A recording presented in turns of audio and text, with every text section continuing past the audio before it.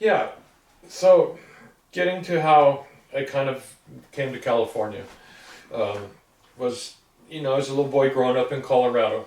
My mom and dad had met in University of Wisconsin, Madison, and they fell in love and married. And my dad had different jobs in some places. He had gotten a law degree, and he ended up moving to Denver, or Wheat Ridge, a suburb of Denver.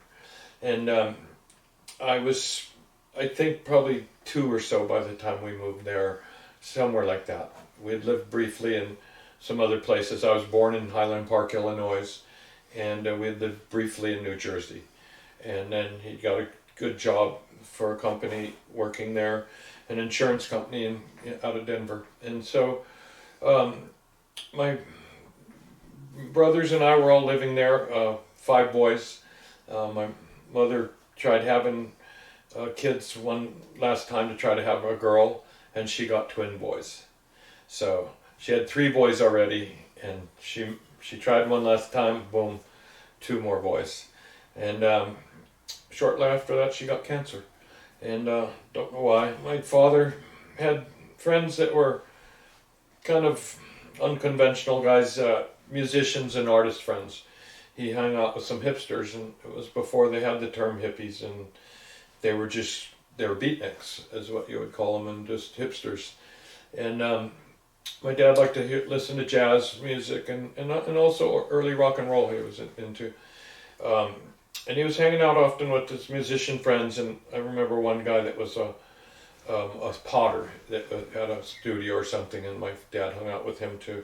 I can't recall his name right now, but anyway, my father had gotten pot for my mother's chemotherapy, the earliest versions of chemotherapy they were treating her, and she couldn't hold down food and was dying. And my father got pot from his hipster friends and tried to comfort her and have her get some appetite through being stoned, I guess. Anyway, my father had gotten a housekeeper to take care of us. Ethel was our housekeeper, and my mom got taken away to the hospital, and we never got to see her again, other than drove by one time and got to wave goodbye to her. We didn't know it was going to be the last time we saw her.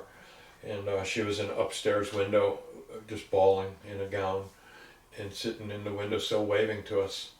And I remember feeling so bad, and I couldn't go up and hug my mom. We hadn't seen her in a while, and I really wanted to see my mom. And that was the last we ever saw her. But my father, the housekeeper he had, ended up finding the weed that he had for my mom.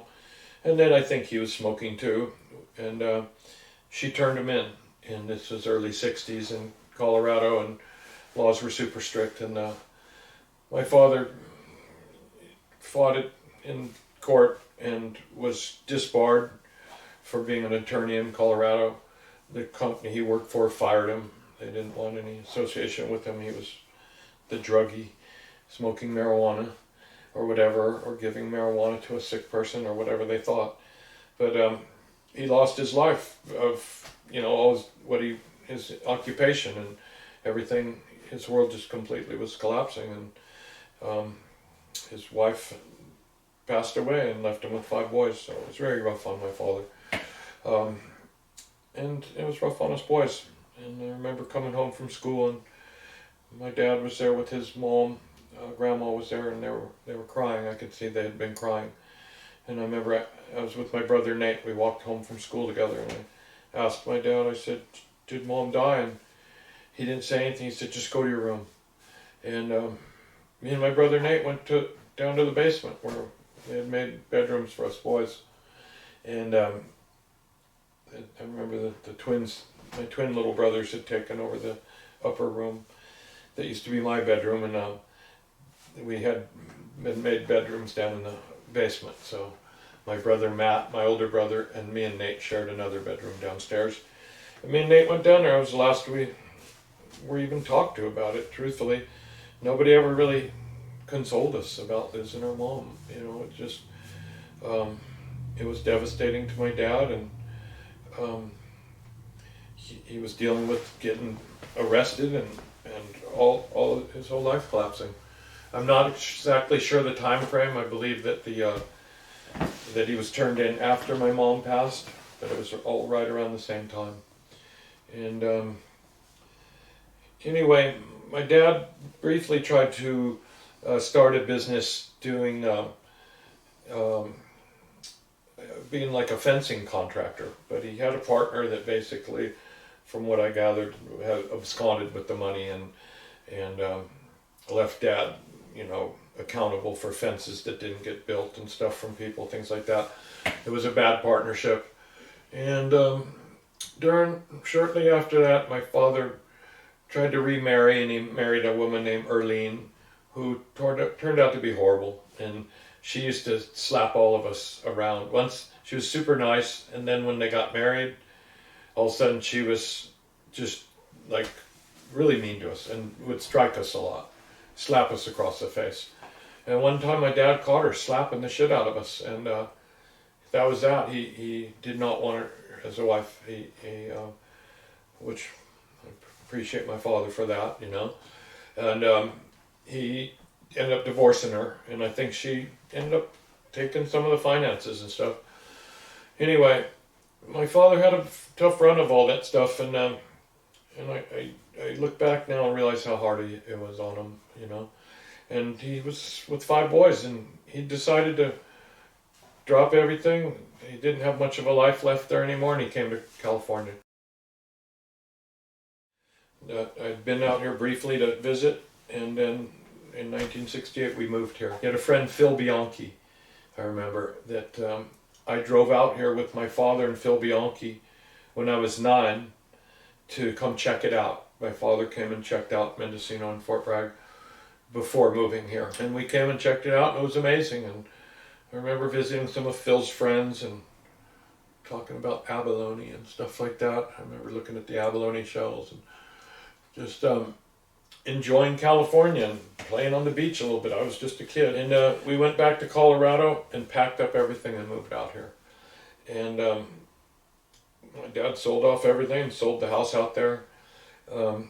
As just being little boys, we were pretty oblivious to, what was happening financially or any of it. We didn't realize, that our world was changing like that. My father at this time had already let us smoke pot. I remember smoking pot. I remember smoking pot first with actually the first time I smoked pot is while my mom was in the hospital, and I found some of the pot my dad had. He actually had it outside under a bush. I remember finding some pot and going over to Ricky Bertle, the neighbor's house, and in the can was wheat straw papers, or with it, and there was a film container. And I remember going in Ricky Bertle's playhouse they had there and trying to roll a joint. I don't know how I even knew that you were supposed to roll or anything. I don't know how I had any knowledge of it. But I made a half-assed joint, but I didn't know you had to take seeds out of it. And it was full of seeds. It was just like Mexican weed. And it was popping and sizzling and smoldering. And we tried to smoke it, but we were just, I was only like 7 years old. This is right when my mom was passing. Jumping back toward coming to California, at 10 years old, I believe my father had smoked pot with me. I know my brother Matt had once had me go in his bedroom and he said, "You want to smoke some pot?" And I remember Matt smoking pot with me, somewhere between, my mom dying when I was 7 and when I came out here to California at 9, the very first trip. Somewhere in between there, I smoked some pot with my brother Matt. I kind of vaguely remember my dad, I think, smoking pot with us. One thing I really do remember, though, is my dad took me and my oldest brother Matt out and gave us LSD. And we went on a camping trip, overnighter, to a lean-to way up in the Rockies, right at where its tree level ends. And there was a lean-to built right up there at tree line.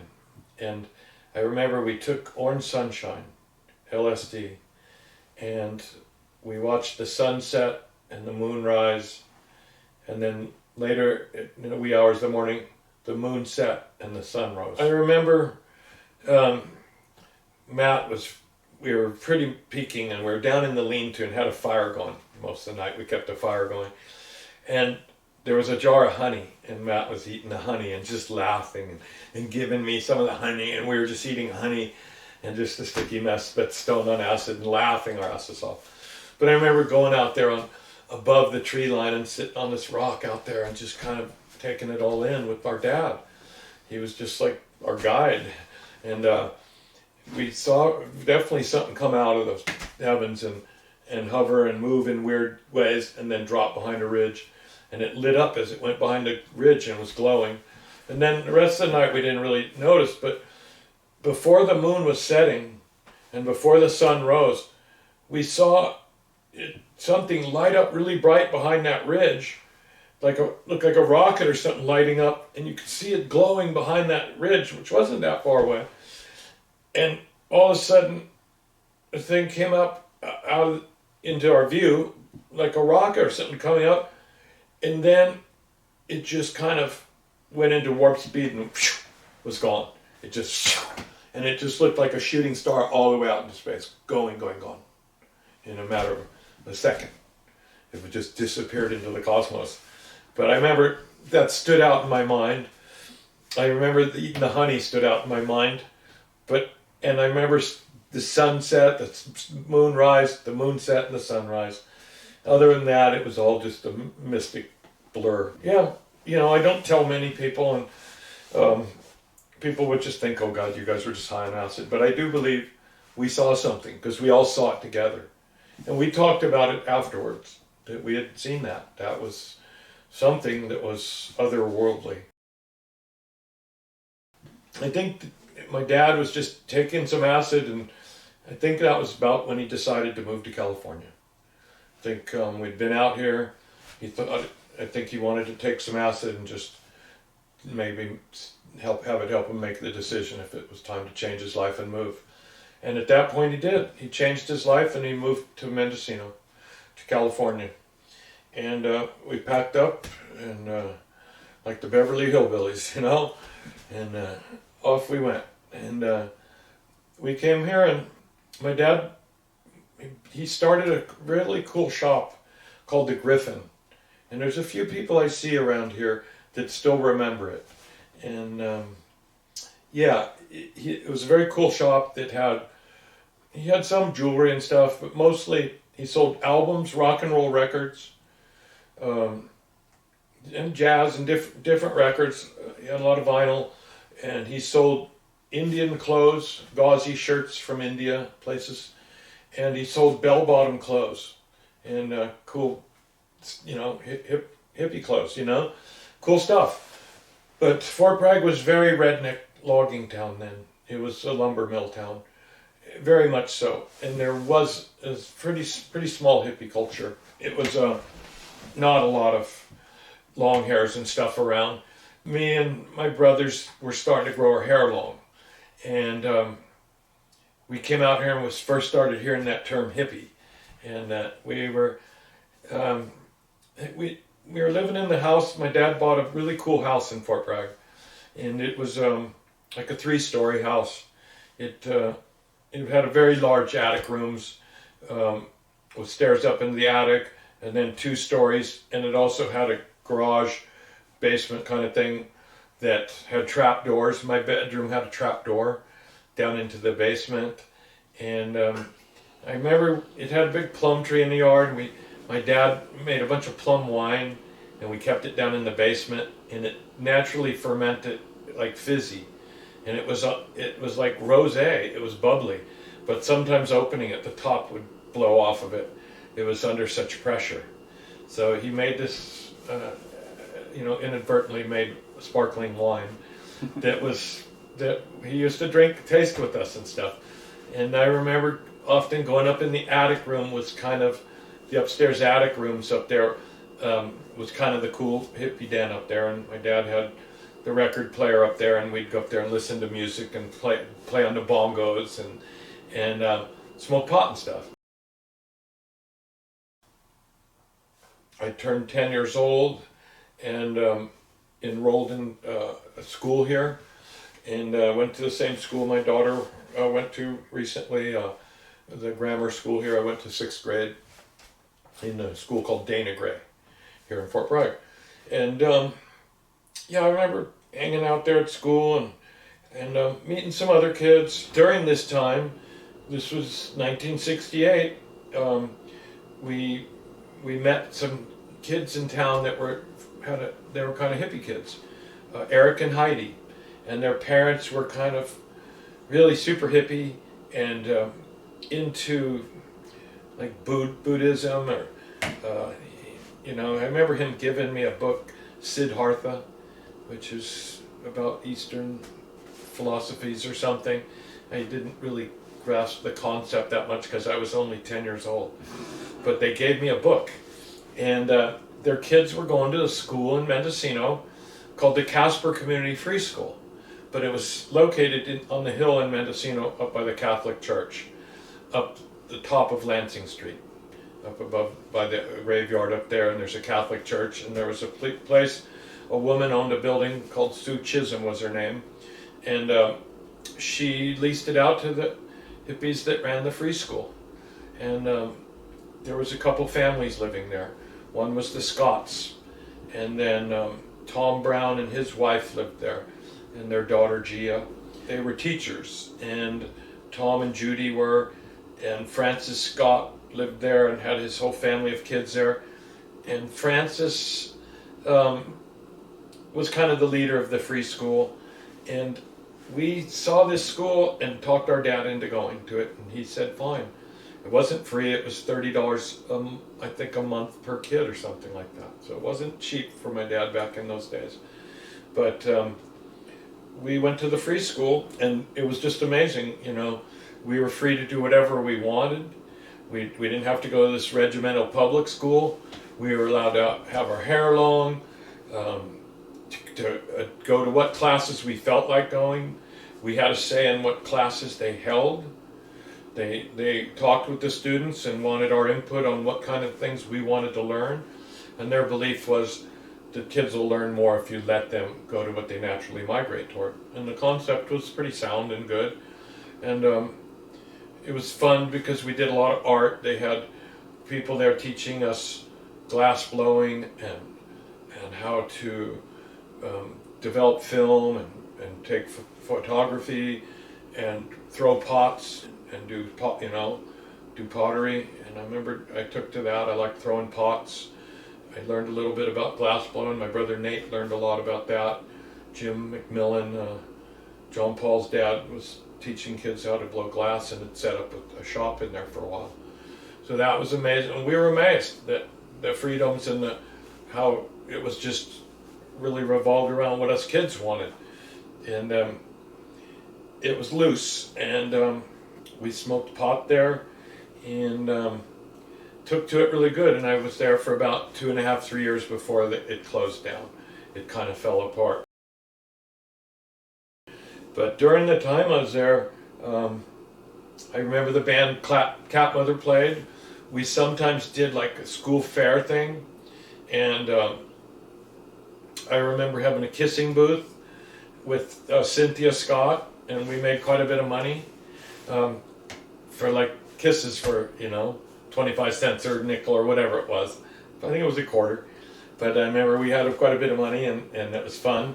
I remember that they had Cat Mother and the All Night Newsboys play, and they were a local favorite rock band that moved out here from New York.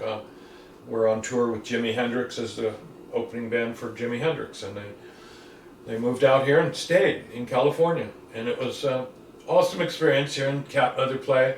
I'd heard them play at a concert my father took me to, one of the first music things I went to during that time, which there was many music events over those years, but one of the first ones my dad took me to was called Windjammer Cove. It's now the Albion River Inn, and it was a cool little dance hall, roadhouse, bar, and dance hall. And Michael Equine and Bob Smith and Roy Michaels were in there playing with Cat Mother. great guys that I got to know a lot over the years. That was one of the first things when we just moved out here, and I remember going and hearing Cat Mother. And then I remember at the free school, the Cat Mother played there at one of our fairs, and they donated money toward the school, and it was like a benefit for the school. And back then they did a lot of benefits. And Cat Mother played a lot of benefit shows, just benefiting people, different causes. And there was a great sense of community back then. There still is, but it was really stronger back then. A lot of lot of love for each other and stuff. The free school was crazy because, you know, after going there about a year, I might have been in the second year, but I'm not sure. Maybe it was the first year. But Francis Scott dosed the whole school on LSD, and including the teachers and little kids, and was quite a spectacle and just crazy. Who does that? Who does shit like that, right? From what I hear, was that he had made LSD. Francis was borderline genius, and he had actually and he had designed cameras that went on some of the first Apollo missions into space. So he designed some special cameras to withstand the going into space and gravity and whatever, or zero gravity or whatever. But he was just kind of turned on and dropped out of being the scientist guy he was, but I guess he had some chemistry background and made LSD at the free school. And he mixed the LSD in an aluminum pot with Kool-Aid. And I remember having the acid other times after that they gave us it, you know, and it was purple stuff that Francis made with purple Kool-Aid. It was grape Kool-Aid. Anyway, when he mixed the LSD with the grape Kool-Aid in an aluminum pot and put it into his tabbing machine that I guess he had there, they washed the pot and put it out to dry. Didn't think anything about it, but they had a PTA meeting, a parent-teacher party, a potluck. And with luck has it, they used the pot that had the LSD made in it and mixed into the binder Kool-Aid. And so all the parents and all the teachers at the potluck party got high on LSD inadvertently. And my father was there. And they all had a wonderful time. They got dosed on acid, and it turned out to be one of the best parties they'd ever been to. They just partied all night, laughing and you know, being high. Anyway, Francis thought it was so cool, he decided to put acid in the ice cream at school and try dosing all the kids. And the deal is that many of the kids in there had already done LSD. I had, my brothers had, not my little brothers, but definitely other kids had, and their parents had done LSD with them. It was just kind of part of the time. I got a college degree later in life, and as part of one of my creative writing classes or something, I wrote a piece on my experience at the free school, which I got an A on it, but I told the story of what happened and how I was in the teepee with a bunch of other kids. I hung out with a little bit of the older kids. I was young, like 11 years old, and I hung out with the 13-year-old kids. They were the older, kind of more grown-up teenager boys, and they were, you know, I kind of wanted to hang with the older boys and feel more grown-up, I guess. I don't know. But we were all in the teepee, and I remember, yeah, some of the kids were in there. Jackie and Gary, a couple other kids, I can't remember their names, but they were in there. And this new kid, Mike, came. And the new kid, Mike, was a new kid at the school, and we were all kind of checking him out, like, how cool are you, and, you know, what are your parents like, and do you get high, and have you ever taken acid, or whatever. We were checking him out. Well, he had brought some pot, and we had a teepee at the school.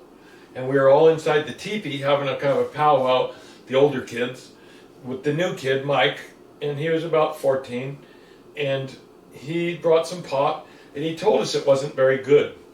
And he said, go ahead and roll a joint. I think it was Gary rolled a joint. And we were smoking it, and we heard him yell, ice cream, ice cream, ice cream in the cafeteria. Come on, come and get it. And, you know, one of the teachers yelled ice cream. They were serving purple ice cream. It was kind of lavender colored, pink, purple. And none of us had any idea it was dosed with LSD. None of the teachers would have thought it. But Francis and his wife or something mixed it up, mixed it in a big pot of vanilla ice cream, and we're serving it to little kids, experimenting with our brains. Anyway, we all got our ice cream, and we went back in the teepee. And we didn't feel very stoned. And the guy said, you know, we might have to roll a couple of them. It's not that strong of weed. But if you roll a couple, we'll get stoned. So they rolled another joint, and we're smoking the second joint.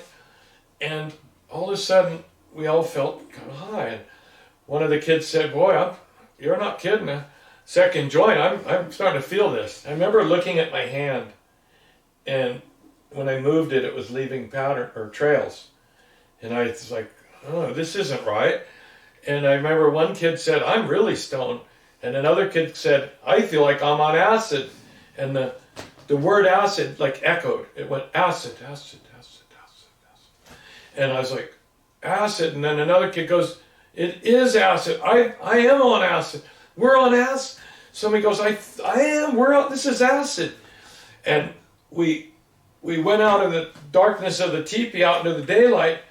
And first thing I remember seeing was Stevie and Johnny Crowningshield riding bicycles.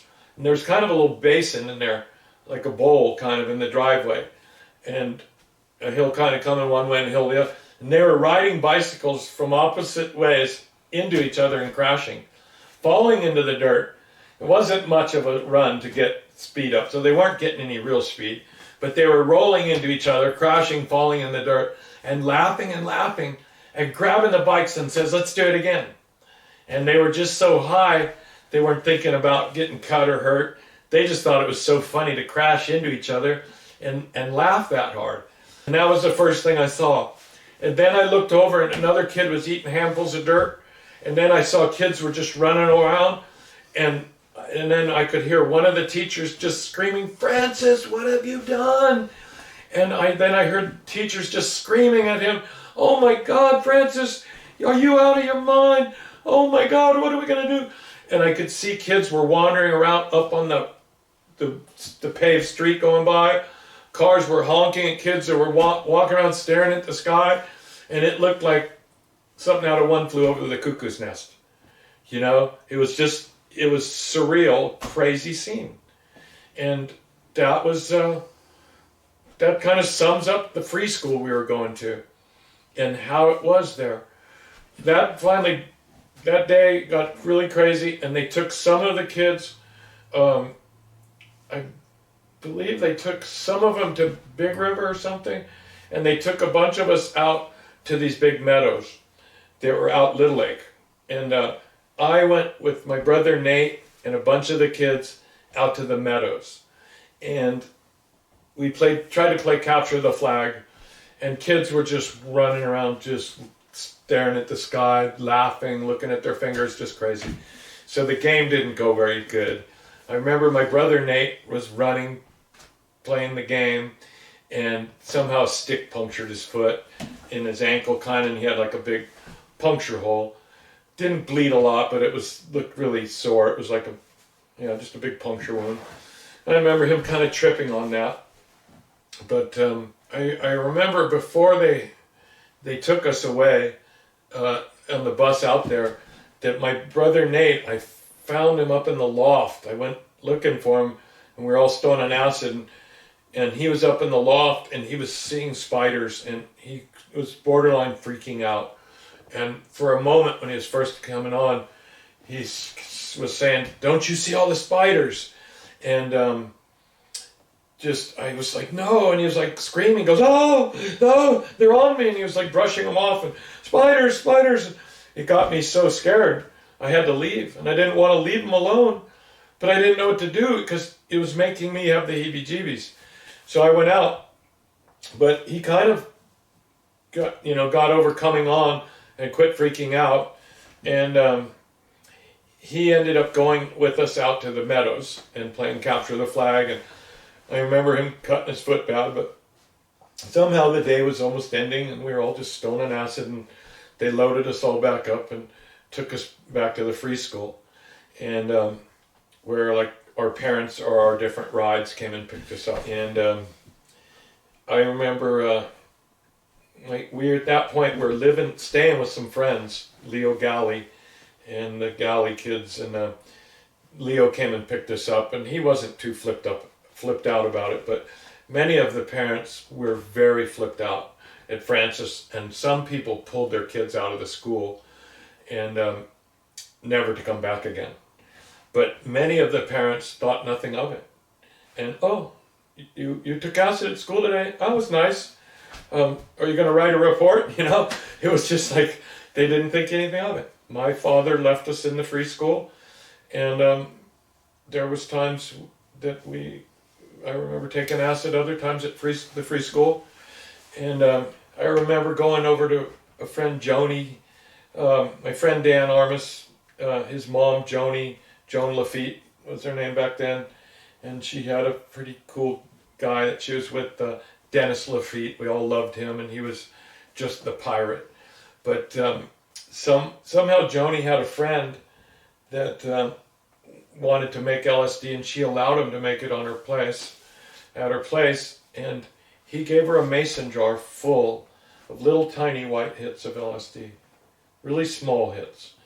And she used to give them to us kids. I can remember it being Friday and the free school, and getting some other kids saying, it's low tide today at 2 o'clock, let's go to the tide pools and let's go see if Joni will give us LSD. And riding our bicycles up Little Lake Road, and Joni giving us hits and saying, you guys are too little, you shouldn't eat a whole one of these, I'm going to give you 2 hits for 4 of you, or something like that, So we would split it, we'd take a half hit each. And this was common, and we took LSD often. I mean, not all the time, but it wasn't uncommon to do, and we thought nothing of it, and it made for a really fun day, all into the night, But that was our childhood. It was common. After the free school ended, during that time, I had moved out of home. On summers, I used to fish salmon with my father, and when school was out and it was closed for the summer for 3 months, I fished salmon with my father on a commercial boat. The little store he had didn't do well enough, and after the first year he sold it, and or he shut it down and sold the stuff at a loss or whatever, but it was just too redneck of a town. So my father, he bought a salmon boat, and he sold the place in Fort Bragg, and he bought a place, or didn't buy, he was renting a place out on Gibney Lane. And so I was living out there in Gibney Lane, and my brother Matt had moved away. My brother Matt was the first one to start kind of having run-ins with Dad and clashing. And my oldest brother Matt was really into playing electric guitar and feeling like he was ready to move away from home. So a circus came to town, and my brother Matt signed up with the circus, and he moved away. He literally ran away with the circus. And he was just a long-haired, kind of freewheeling guy playing the guitar, and just took off, and he was a rubber man and a clown in the circus. They had a freak show, and he was a rubber man. Matt used to be really good. We used to do yoga. My dad was kind of into it. And Matt could put his legs behind his head and walk on his hands and things like that. And he would do that in the freak show. And then he was a clown, and he was really good on the trampoline doing flips and stuff. And he was a clown on the trampoline in the circus, doing an act just to make kids laugh and stuff. Anyway, Matt came back, and he came back from the circus and was playing guitar, and hanging out on the streets, playing music and stuff. And he lived for a while on the Navarro River. I remember that next summer. I think I was 11 or maybe 12, maybe I was 12, something like that. And he was living on the Navarro River, and street people, or just, you know, what you would call street people now, it was just kind of encampments of people just kind of moving out of the cities, and kind of homeless people just living on the river, and just vagabonds, gypsy style life. And my brother Matt built a geodesic dome out of plastic, and he had Indian tapestries hanging in there, and a bed made up, and I remember staying down there and crashing with him, and people playing music and drum circles and stuff all night, people partying on the river and just skinny dipping and fun. My brother met some people that were living on Navarro Ridge, and they were living on a commune called Sabina's Land, and it later became a Christian commune. Some people got saved and became very, religious, and it became Sabina's Land. But I mean, it became the Lord's land. But before that, it was just Sabina's Land, and she was this woman from Germany that allowed all these people to move up there and start a commune. And it was a beautiful thing, and they had communal gardens, and people, if you built a cabin, you could just stay there living, as long as you contributed to the land. And my brother built a cabin and worked in the community gardens, and I remember going up there and working in the gardens, and making smoothies with brewer's yeast in them and weird stuff, and staying there with my brother Matt in his cabin. So that's when I first was moving away from home and struggling with my father. And so right about then, I was probably 13, and I was living there for a while at Sabina's Land. You and your dad sparred with each other. Yes. I mean, he was like, I guess he was sort of counterculture. Yes. So what would a counterculture kid and a countercultural dad spar about? It's hard to remember. He did a lot of amazing, fun things, but he was very strict. At the same time, he was pretty regimental. When we first lived in Fort Bragg, my brother Matt, my brother Nate, and me, my two older brothers and I, we were given the duties of one would make dinner for the week for all the family. One would make breakfast and wake everyone up, make sure everybody was up for school, and make breakfast for the family. And one did dishes, breakfast dishes, dinner dishes for the family. And every week it rolled between the three of us. One week I was dinner, one week I was dishes, one week I was breakfast. And when my father brought us here, and the house he bought when we first lived in Fort Bragg was the big 3-story house I was telling you, with trap doors, and really cool place in Fort Bragg. And it had a wood cook stove, a Wedgwood, the old-fashioned kind you see in the cowboy movies or something, or an old homestead, on the prairie or whatever. And it had the real Wedgwood stove that you had to put wood in. It had a small firebox, and it heated the oven. And because my mother died of cancer, my father went on a macrobiotic diet for a long time. He felt that there must be something in modern food or medicines that killed her, and he started trying to be a supernatural way of eating. And he fed us for a long time macrobiotics, but we couldn't hardly take it. It was unleavened bread and rice and vegetables, miso, chapati. He made miso. It was like I don't know, ground up sesame and stuff, tahini, and chapati was unleavened bread we'd make.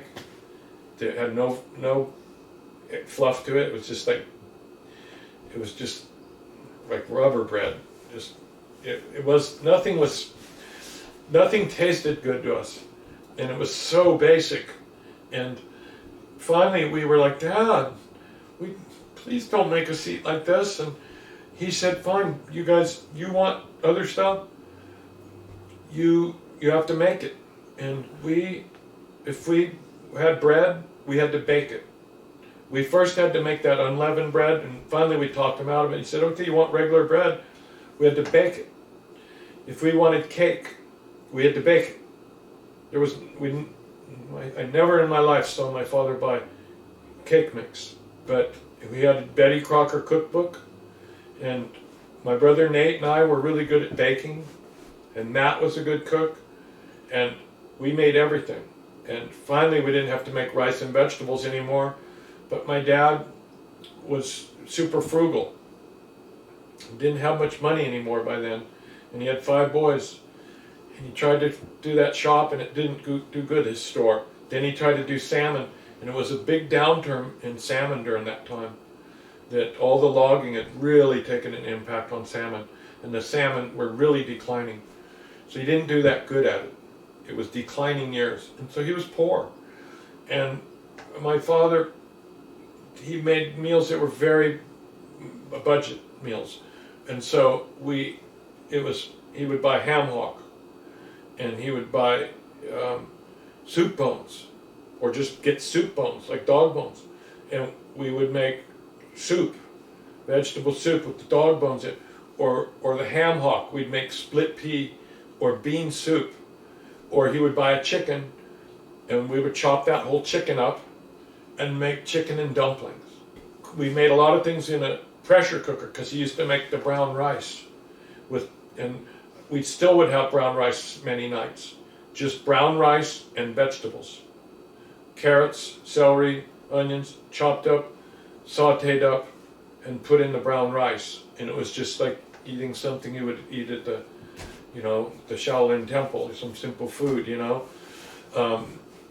just brown rice and vegetables. But we were so tired of that, he allowed us to have other meals, but they were simple, cheap meals: chicken and dumplings, ham hock and beans, things like that.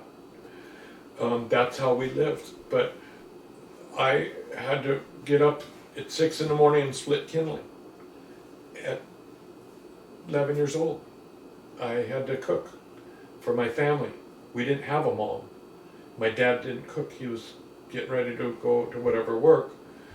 And all during the school year, we had to be up and doing our own thing, getting ready. So we learned to cook, clean. I remember I had to have my bedroom swept and mopped at least once a week. So before I could go hang out with my friends or something, he'd say, did you mop your bedroom? Is your room clean? Have you done the dishes? So it was pretty strict. And what I can say is that, it taught us to be self-sufficient at an early age. And then, during the summers I worked for him, and it taught me work ethic and how to make money. And it made me realize I could, have self-confidence in making money, that I knew I had value, that I had marketable skills.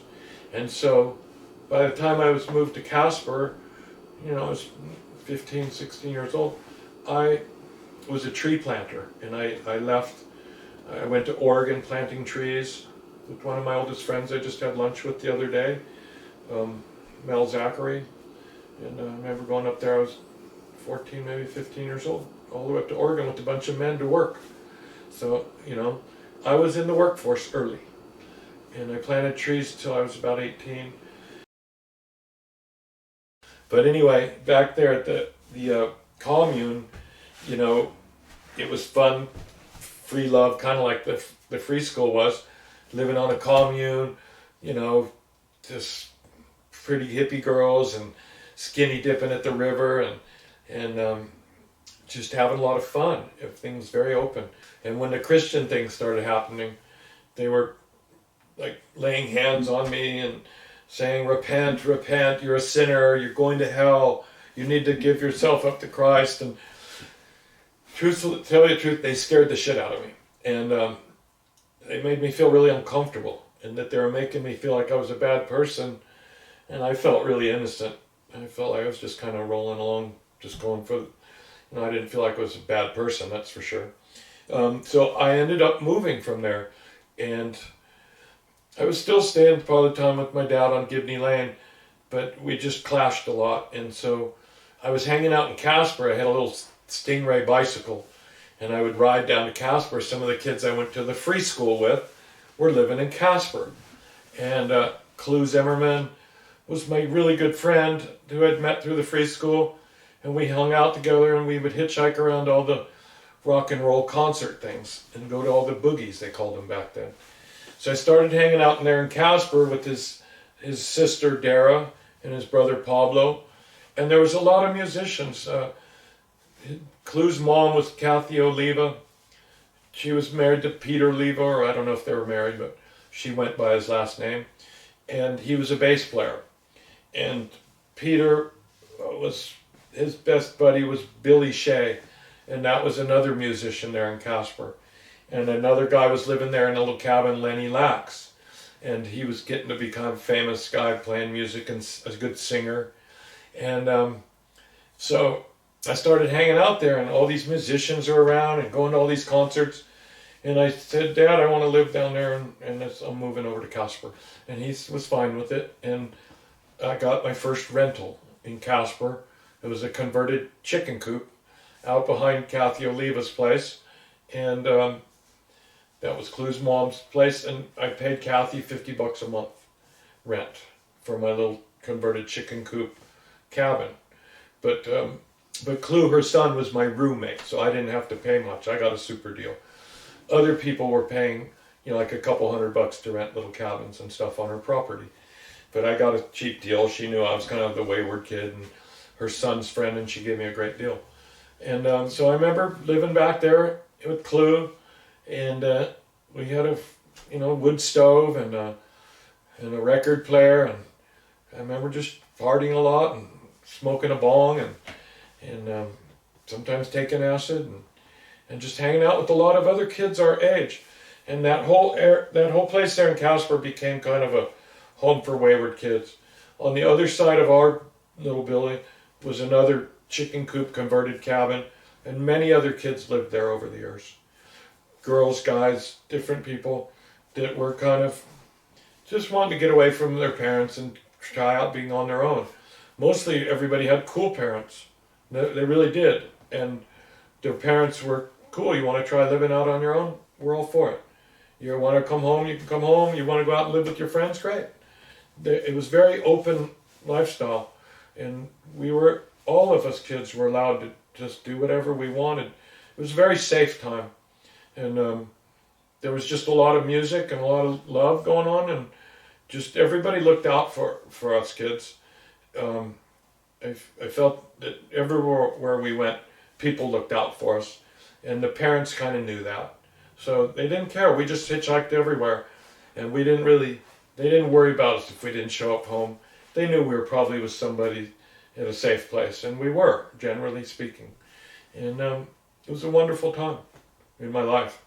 And got to had a lot of girlfriends, did a lot of skinny dipping, a lot of smooching, a lot of fun stuff, and going to hear a lot of music, a lot of dancing.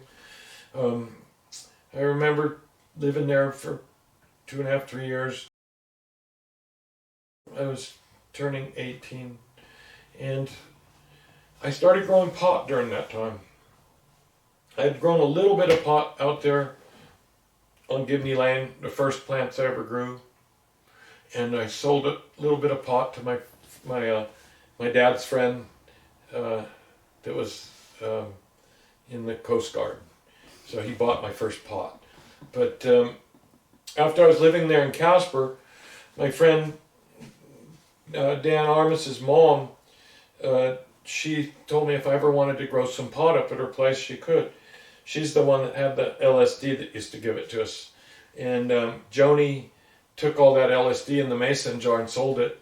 And she bought a place 20 acres out in Comptche. And she allowed me to grow some pot there. I think I was probably 17 that summer, 16, and I turned 17 that summer. And she allowed me to grow some pot there. She knew I grown a little pot, and she knew I liked pot, so she said, yeah, if you want to grow some pot, you do the work, and I'll help water it and we'll split it. So I did, and I grew my first pot up there. But I used to hitchhike out there, and it was way past Comptche, and during that time I had gotten to be friends with Michael Equine and Glenn, and some of the guys in Cat Mother were my friends, but Michael Equine was a drummer, and he used to pick me up hitchhiking a lot, and he knew I was growing pot at Joni's, and they invited me up to check it out, what they were doing one time, or a couple times I think I went out there and hung out with them. And the next year they invited me to grow with them. They saw that I had a knack for growing or whatever, or just, they needed some help, and here's a young man, a strong-backed young man that's willing to come help grow some weed. So I did. And that next year I grew pot there with them, and they had the Peace and Ecology brand, I remember. Is that where you met Stephan Anapolsky?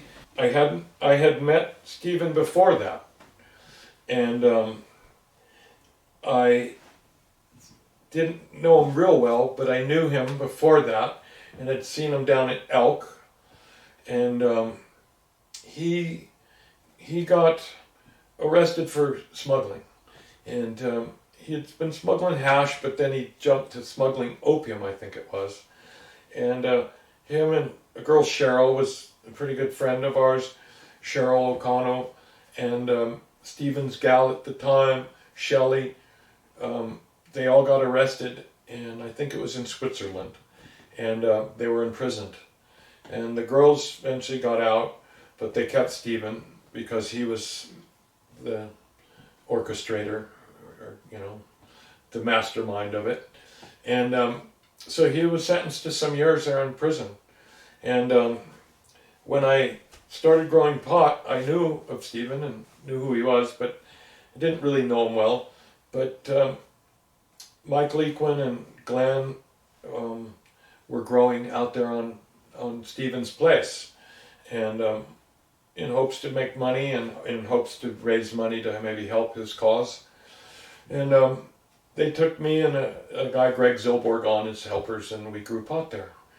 And it was the first time I ever made a fair amount of pot. It wasn't very much, but I remember I took my girlfriend to Mexico. I turned 18 that summer. I had moved out of Caspar, and Greta, I was dating Greta while I was living in Caspar. She said her parents didn't mind if I moved in the little garage. She had set up, kind of was sleeping in the garage, and had like a little studio apartment in the garage. And she said, yeah, you can come live here with me. And I did. And so I moved in with Greta. But that year I took her to Zihuatanejo, and we went on a vacation down there. We were these young kids growing our hair long, and we, were listening to these albums, and, we weren't your average kids that were, team sport, public school kids. We were counterculture kids, raised by counterculture parents. So our world wasn't about that. We weren't the jocks. We weren't the kids on the varsity football team, and that wasn't our life. We were the kids, sitting up in the attic, burning incense and listening to, the new Eric Clapton album or something, Traffic, different bands, The Who, just, all of it. The Stones, Jimi Hendrix, all of that, and we idolized those guys that we saw on the album covers. We saw the early, video recordings of these rock and roll concerts and Woodstock and whatever, and we idolized those people. And when we met, the guys in Cat Mother and stuff, they were very popular around here. They were very present in the community. So they hung out with everybody afterwards. They didn't get whisked away and in limousines. They hung out with us, and we got to hang out with them after they played music, and see them in the community and hang out with them and smoke joints with them. And we were very proud to pull out our weed and they'd smoke our pot with us. And they were like, wow, pretty good. And it made us, you know, we were very influenced by them, and we idolized them. And I thought it was so cool that, you know, Michael Equine wanted me to grow pot with them out there, and that I was growing pot with this guy that played music with Jimi Hendrix and had, you know, toured all over the place, you know, with a rock band. I thought, how cool to be rubbing elbows with these guys. And so I wanted to be like them. And, you know, I wanted to be a pot grower. I saw guys like that, and, you know, I was also influenced by smugglers I had met. I was very much in the my early years growing up. I was attracted to the rock stars and the smuggler guys because they were larger than life. I had a friend that was a guy, Paul Smith, and right during that time I was dating Greta. Her best friend Kelly had hooked up with this guy who was a smuggler. His name was Paul Smith. He unfortunately got murdered, and so did Kelly down in Mexico on pot smuggling thing that went wrong.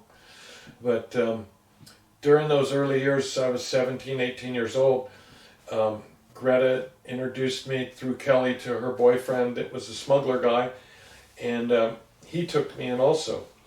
And I ended up, that year I was 18, or maybe when I was 19, might have been the year I was 19, I went to Mexico with Paul Smith, and we were smuggling oil back to be turned into honey oil here in the U.S. And it was crude oil from 2,000 pounds of weed boiled down in Zihuatanejo.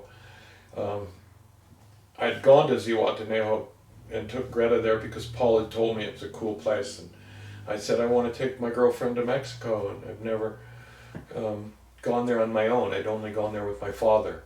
My father took my brother Nate and I to Mexico when I was 12, and it really stuck in my mind. And we went all over for 2 months, and in the jungle, and did a lot of fun things. And so I really wanted to go back on my own. And so I took Greta there, and this smuggler friend of mine, Paul Smith, said, you should go to Zihuatanejo, it's great. And I had a blast there. I took her there. And so, like a year later, he said, hey, I know you know a little bit about making hash oil, because I made some hash oil with this friend of Glenn's that was the guy that was up there growing pot with Michael Equine on Stephan Anapolsky's land. And Glenn introduced me to his friend that made hash oil, and I had some experience in it. So this guy, Paul Smith, said, I'll tell you what, I'm going to smuggle a bunch of pot out of Mexico. I want you to be part of it. We're going to boil down the weed and smuggle the oil out. I want you to be part of it. And I was just naive and gullible, and I wanted to be part of anything that these older people were doing. I thought, oh my God, I'm just a kid, and they want me to be part of this. I'm so lucky. I'm going to be this, you know, by the time I'm their age, I'll be rich, and I'll have traveled the world. And these people all influenced me a lot, you know. And so I ended up going to Mexico with Paul Smith, and they boiled down the oil, 2,000 pounds, and I forget, it was only $3 a pound or something, and I think the whole thing was only $6,000, and they boiled it down with like rubbing alcohol, or not rubbing alcohol, with grain alcohol, like Everclear, in big vats supposedly. I wasn't there when they boiled it down, but Paul used me to smuggle it from Zihuatanejo to the border, and I was just a kid, but I naively flew with it, and they were collapsible jugs, like you use for camping. They have kind of a screw cap, red cap with a little white nozzle sticking out, and they're kind of semi-clear opaque bottles that can collapse, sort of squarish. and you've probably seen those. And we had 4 of those filled with oil, 20 gallons of oil, 10 gallons in each suitcase. And he had these big leather suitcases, hard leather suitcases. And they just took some teenage kid and paid me to haul it to the border, where we drove it across the border in roll bars. That Paul had some guy fabricate roll bars on this truck he had that was airbrushed with some desert scene on the side, and had big lifted truck. Back then in those days you didn't see a lot of big lifted trucks. This was a big lifted redneck kind of truck, and he paid my friend Daryl's brother to drive it through, and Daryl to go across with the first load, help him unload it, come back with it empty, pick me up, and we were to drive the second load. And truthfully, just Daryl's brother Richard drove it across, and Daryl walked across the border. So when they got near the border, Daryl just got out, and they had a meeting place on the other side, a hotel. And so they went across, met, went out in the desert, poured it into other jugs they had on that side, went to the hotel, cleaned up. Richard came back across with the truck with the empty roll bars, and I was out in the middle of the desert waiting for him, alone, 18 or 19 years old, scared to death, sitting with the other 10 gallons of oil and the 2 empty leather suitcases. I remember it like it was yesterday. And it froze that night, and this was in the desert outside of Tijuana, way out in the middle of the desert. And it was kind of between Tijuana and Mexicali. And the plan was to drive through a different border the second time. And I was left, we poured the oil in the first one, the 2 brothers left, I waited out in the desert, sunset, and it went way into the night, and it was midnight, and he wasn't back, and coyotes were howling, and I was scared to death.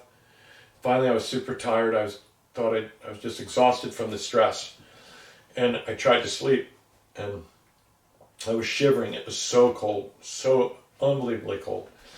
And I opened one of the leather suitcases and put it over me like a tent, the 2 half clamshells, and there was some clothing all packed in there to keep the jugs from moving around. And I put some of the clothing there, and I threw a bunch of the clothing over me, and I was just chattering, freezing. And I remember I dozed off, and the coyotes came right close to the camp and howled. They were literally in the camp, like by me, like 10 feet away, and howled. And it was so blood-curdling loud howl right next to me.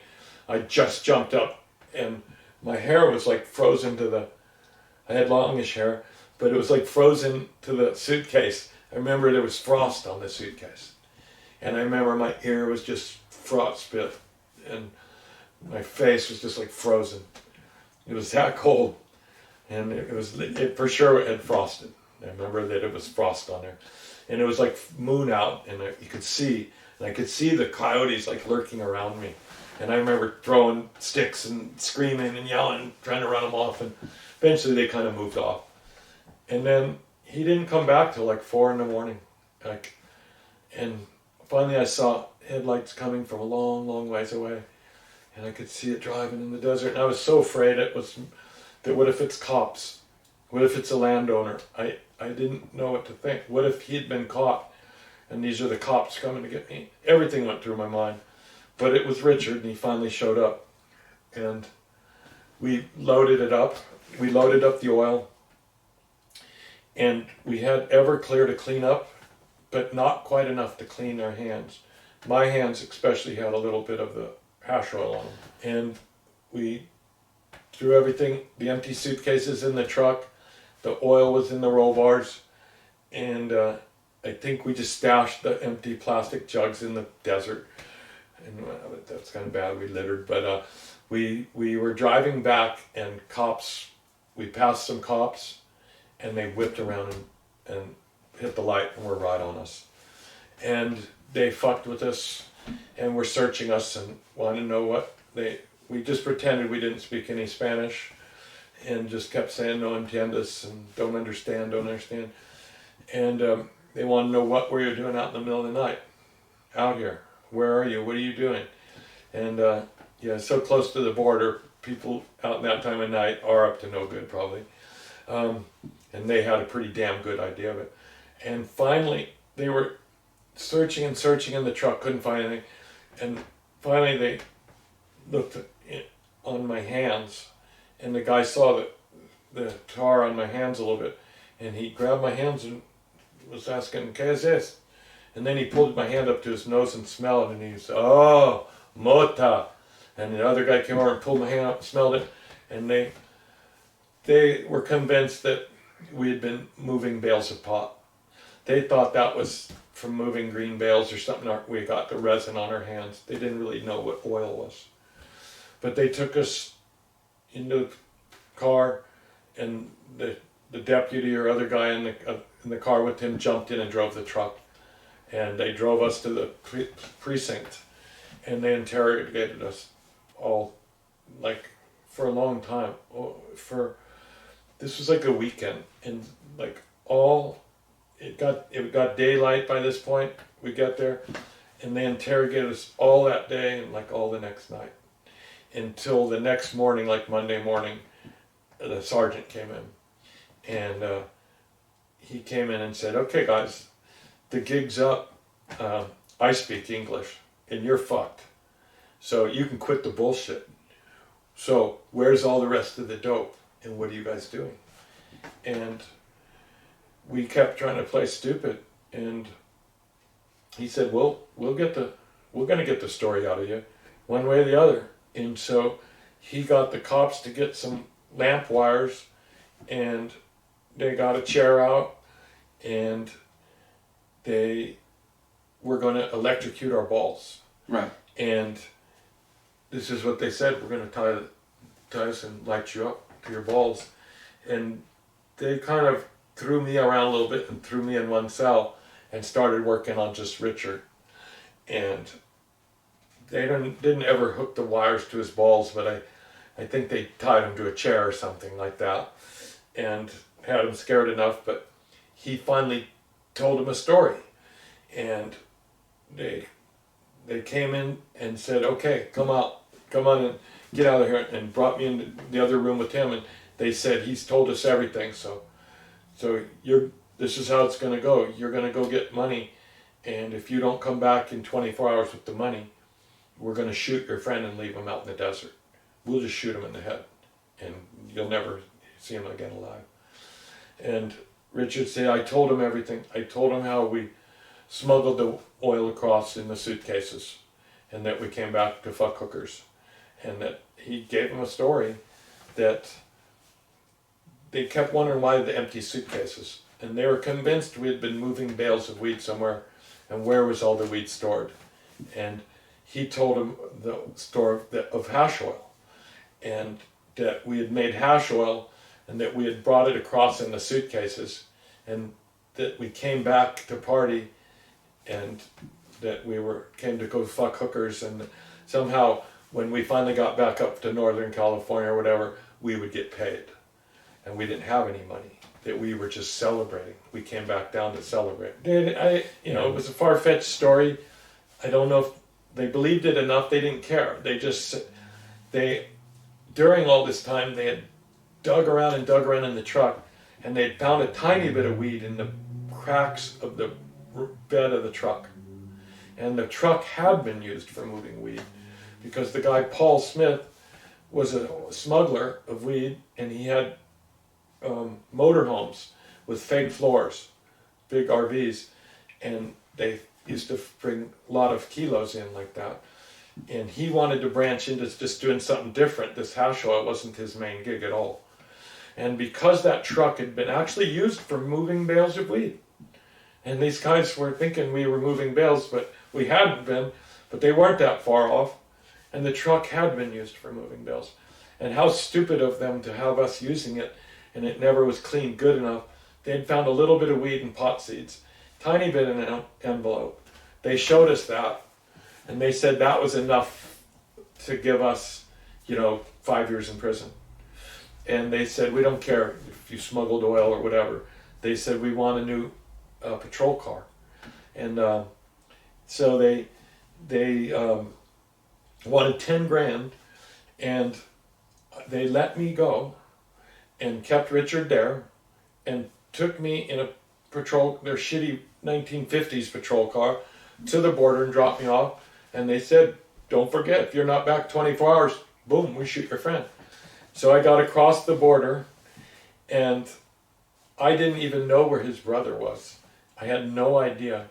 But there was, near that border was a lot of motels and stuff. And I started walking around trying to figure out to find him.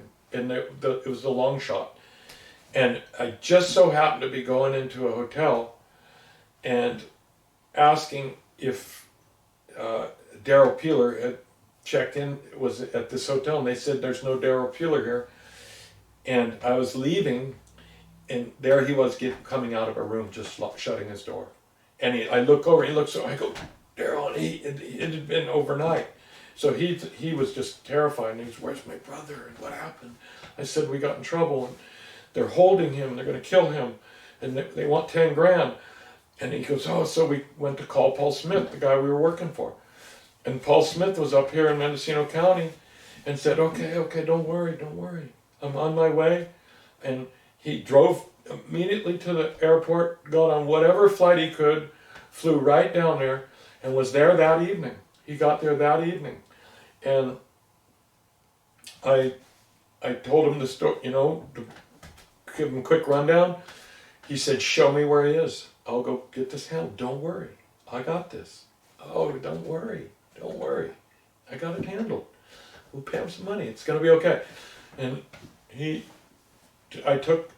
got in a cab, walked across the border, got in a cab, and I took him to where I could see the police station 2 blocks away it was on the next block, but I wouldn't go even on that block. I said, there it is. And I said, I'm not going over there. And I said, I'm going back to the U.S. and go get him out. But I said, no way in the world do I want to go in there. And then they got all 3 of us. And, I said, I'm not going back in there. You go and pay him. And he brought money. And he got them to buy him tacos. And in the end, they were drinking beer and eating tacos. And he talked them down to $6,000 and paid for them. And when they were leaving, Richard got in the truck and was driving. And the oil was still in the roll bars. And the sergeant looked at Richard, and he goes like this, and he goes, los tubos. Ah. And he pointed at the tubes, and like he knew. Maybe they had found it or something and just left it in there. But he said, the tubes. Like, I'm not so stupid. And he said, get out of here. And they drove it across. And Paul Smith walked across the border. Richard drove it across. They picked up Daryl with the other 10 gallons, and I got with Richard and I drove it all the way back. We drove nonstop. I was so tired. I had not been sleeping in 48 hours, but I remember driving and almost falling asleep at the wheel. And the last part, like driving on 128, was so hard. I was so tired. But we got it all the way up here, and I used to work at making it into honey oil. But the honey oil was a slow sell, and part of it they just mixed with fine ground wheat and made it into hash. And it was not a very lucrative project. I knew Dan Firpo. Talk about Dan. Dan was a real sweetheart of a guy.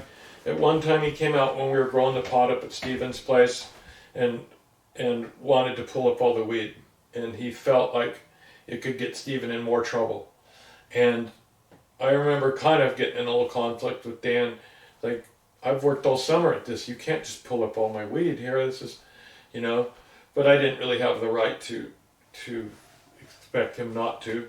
But I was young and stupid and felt like, wait, this is part of my livelihood too. And some of this is supposed to go to help Stephan. And who are you? And but anyway, Dan was instrumental in helping Stephan escape.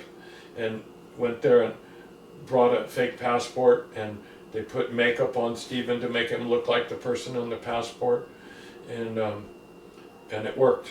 and got him all the way back here to the U.S. And they never tried to extradite him or anything. But Stephan forever was plagued with addiction, because he stayed doing opium and started doing heroin, and back in those days, so did Michael. And even back in Caspar, when I was still just a young teenager, Michael was living there and was doing heroin, and they thought nothing of giving it to us. First time I ever did heroin was up there growing pot with Michael Equine and Glenn, and they would often go.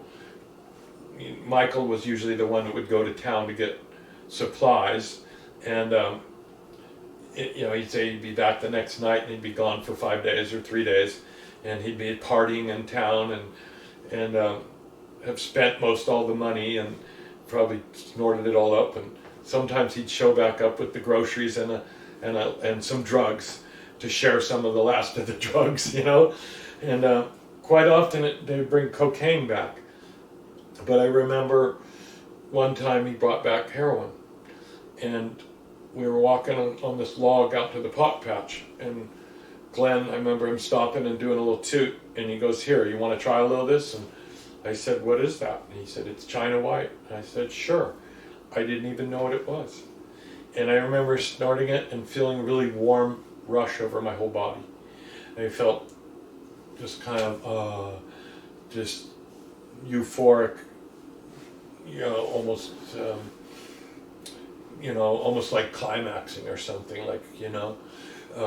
and just felt, this warm wash across my body felt really good. And I didn't really think of it that, this was a fateful day. I just did heroin for the first time. I remember Stephan, after he escaped, living down in Elk. And I was still working planting trees, and I also was caretaking a place up on Greenwood Ridge. So I was often hitchhiking to Elk.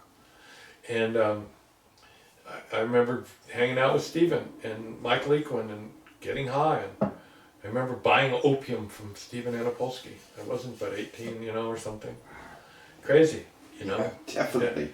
That's just the life they had, But I was very influenced by these smuggler people. Later on, by Bob McMillan even, was a big tieweed smuggler, and he had a mini mansion he built across the bay in Mendocino. And he was very known in the town. He was notorious as the old tie smuggler that the feds had been after forever, and that had made millions.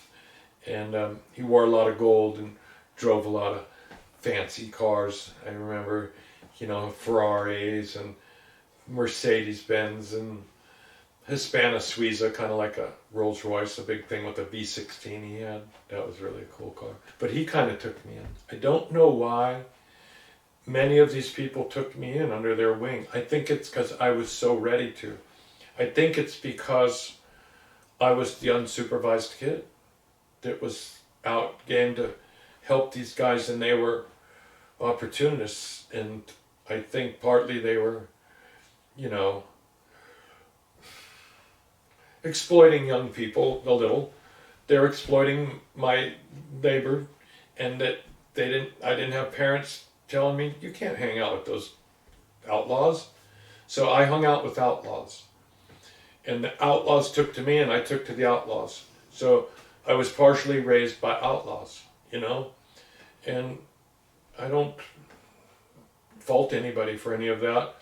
It really goes to, my father allowed us to be around this outlaw life. He embraced that counterculture life after being so betrayed by the society that he tried to be part of, and basically stripped of his stripes or disbarred, went for something as harmless as pot, and they took away his whole career, and as a way to support his children, as his wife was dying and leaving him with 5 kids.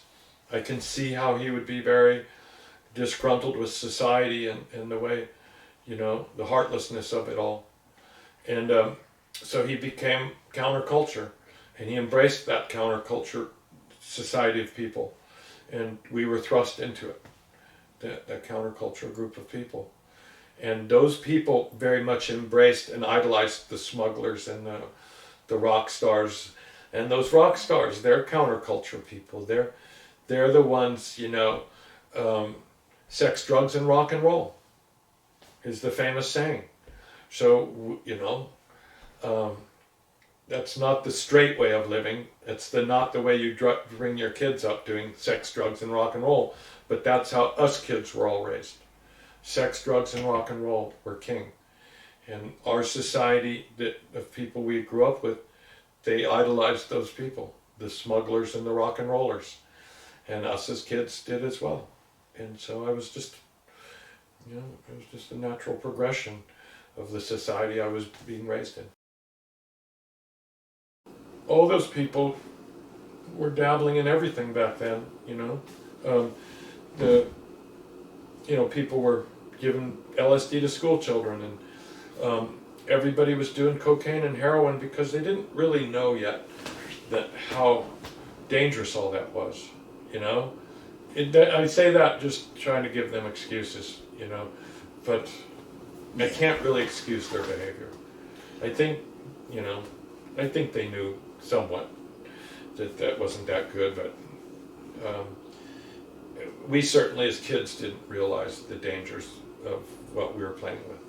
Right. And I love those guys, and they were a big part of my life, and I idolized them, but later in life I also realized that those guys, all those people should have been looking out for us kids a little more, not steering us down that road. In hindsight, I think that they probably all realized that, or not, maybe not.